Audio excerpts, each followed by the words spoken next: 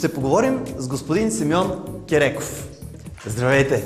Кажете ни, защо се нарича опънат таван, а не просто окачен таван? Каква е разликата между едното и другото и как точно се изпълнява вашата технология? Разликата е при самия монтаж. Опънатия таван се монтира чрез загряване, топъл въздух с газови калорифери.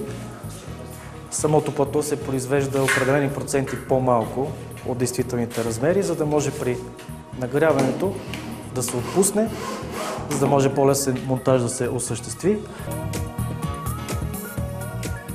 Преди да се монтира и по време на целия монтаж, платното се загрява до необходимата температура.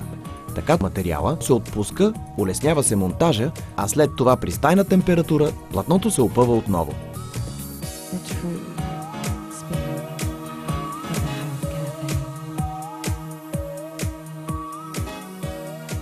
Елипсовидният опънат таван ще свети над трапезарната маса.